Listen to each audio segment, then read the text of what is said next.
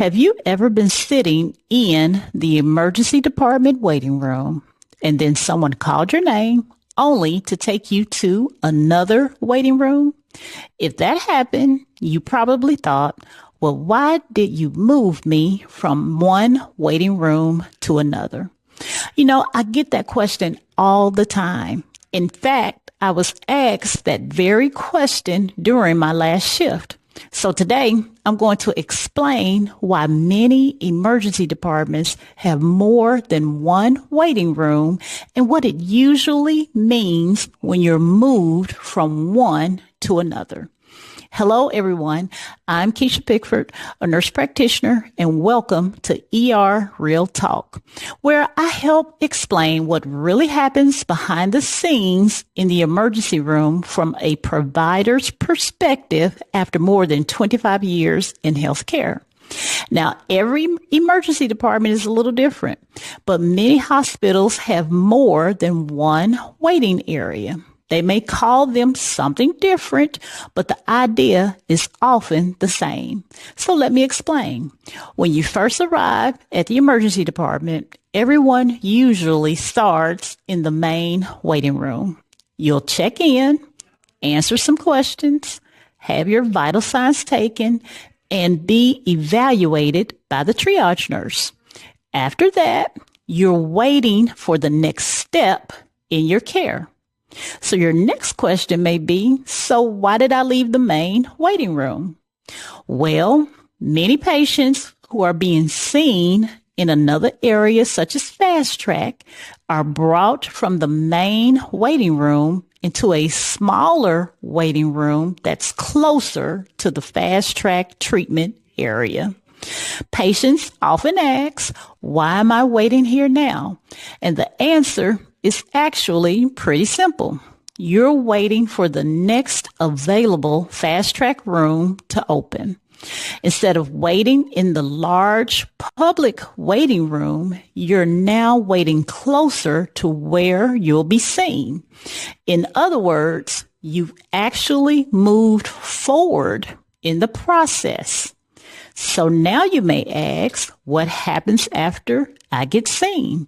Well, once you're evaluated, decision may be made to do lab work, x-rays, or maybe another test. And those tests take time. So rather than have you stay in the treatment room while you're waiting for your test results, you may be asked to wait in another internal waiting area. And that allows us to use that treatment room to evaluate the next patient while your tests are being completed. Your care hasn't stopped. Your tests are still in progress, and we're trying to keep patients moving safely through the emergency department while making sure treatment rooms are available for the next person who needs them. So you may ask, well, why do emergency departments do this? Well, emergency rooms have a limited number of treatment rooms. If every patient stayed in a room while waiting an hour or maybe two for test results or x-rays, we wouldn't be able to see new patients nearly as quickly. Moving patients who are stable and able to sit comfortably in a waiting area allows us to keep those rooms available for patients who need examinations or procedures or more urgent care. It's one way or one of the ways we keep the emergency department moving. Next, you may say, well, what if I start feeling worse while I'm waiting? Well, this is one of the most important parts of this video. Whether you're in the main waiting room or one of the internal waiting areas, your symptoms, if they get worse or if something changes, let a member of the healthcare team know right away. We can reassess you at any time.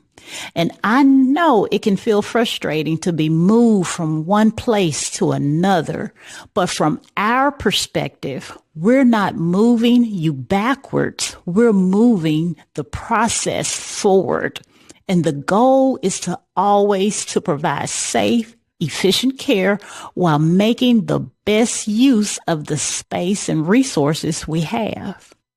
Now, I hope this answered another common question patients ask about visiting the emergency room.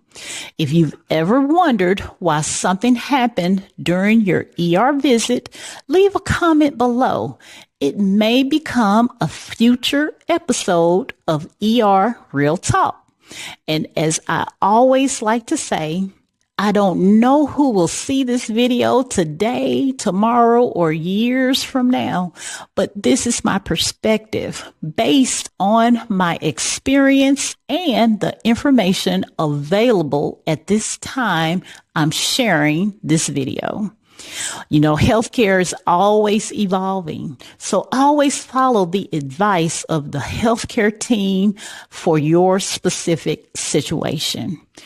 Well, until next time, I need you to take care of yourself, and I will see you in the next video. Bye.